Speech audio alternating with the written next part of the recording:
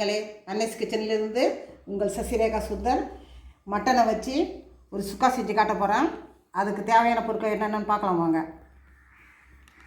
Mutton கழுவி சுத்தம் பண்ணது 300 கிராம், இஞ்சி பூண்டு பேஸ்ட் 1 டேபிள் ஸ்பூனு, கறிவேப்பிலை, தேவையான அளவுக்கு உப்பு, மஞ்சத்தூள், மீடியம் சைஸ் வெங்காயம் கட் பண்ணி வச்சுருக்கேன், சோம்பு, கொஞ்சமாக கரம் மசாலா, தனி மிளகாய்த்தூள் 1 டேபிள் ஸ்பூனு, 2 டேபிள் ஸ்பூன் மல்லித்தூள், மிளகுத்தூள். எப்படி செய்யலாம் பார்க்கலாம் வாங்க. மட்டன் ரொம்ப இளங்கறியாக இருக்குது, அதனால் 4 விசில் கொடுத்தா போதும். இது 6-7 விசில்லாம் கொடுக்கக்கூடாது, ஏன்னா நம்ம அதுக்கப்புறம் சுக்கா செய்யும்போது நல்லா வேகும். இப்போ இந்த இஞ்சி பூண்டு பேஸ்ட்டில் கொஞ்சமாக இதில் போட்டுக்கிறேன் நான். உப்புலும் பார்த்திங்கன்னா ஒரு 1/4 டீஸ்பூன் கொஞ்சம் உப்பு,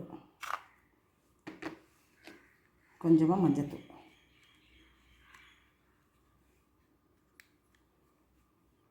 இதை போட்டு 4 விசில் கொடுத்து வேக வச்சு எடுத்துன்னு வந்துடுறேன்.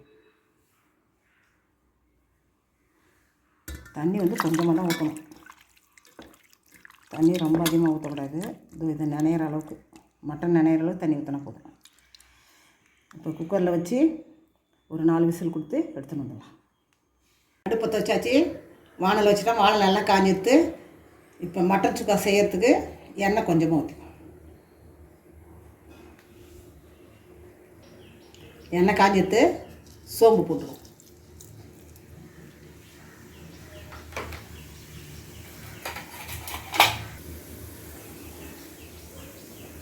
சோம்பு பொஞ்சிடுத்து, இப்போ கருவேப்பிலை போட்டுருவோம்.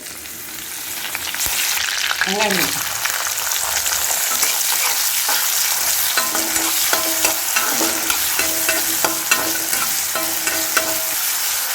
வெங்காயம் வதங்கும்போது நல்லா இஞ்சி பூண்டு பேஸ்ட் போட்டுருவோம்.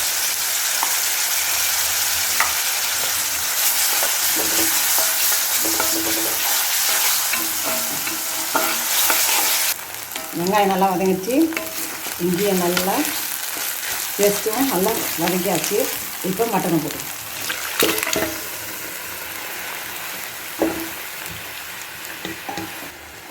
மல்லித்தூள் போட்டுக்குவோம்.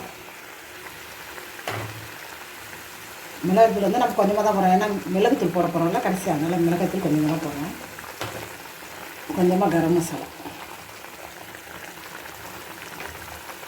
உப்பு ஏற்கனவே மட்டனில் கொஞ்சமாக போட்டுக்கோம், இப்பயும் கொஞ்சமாக போட்டுக்கோம். அதுக்கப்புறம் நம்ம உப்பு சரியாக தான் பார்த்து போட்டுக்கோம்.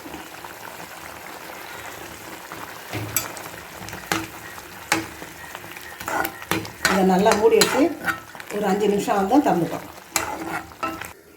இப்போ நம்ம மூடியை திறந்து பார்க்கலாம்.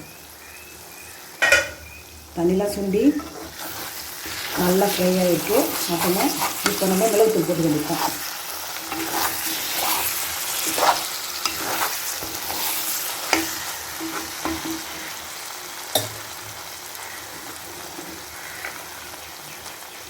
நம்ம மிளகாய்த்தூள் கொஞ்சமாக போட்டுக்கோம், அதனால் மிளகுத்தூள் கொஞ்சம் தாராளமாக போட்டுக்கலாம். மிளகுத்தூள் உடம்புக்கு ரொம்ப நல்லது.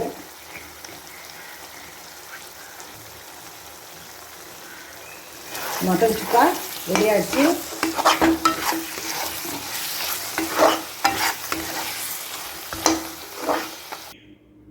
ரொம்ப டேஸ்டான ஹெல்த்தியான மட்டன் சுக்கா ரெடி ஆகிடுச்சு. எப்படி செய்யுதுன்னு உங்களுக்கு நான் காட்டினேன். நீங்களும் வீட்டில் செஞ்சு பார்த்து எனக்கு கமெண்ட்ஸில் சொல்லுங்கள். லைக் பண்ணுங்கள், ஷேர் பண்ணுங்கள், கமெண்ட் பண்ணுங்கள். மறக்காமல் என்னுடைய அன்னைஸ் கிச்சனுக்கு சப்ஸ்கிரைப் பண்ணுங்கள். தேங்க்யூ.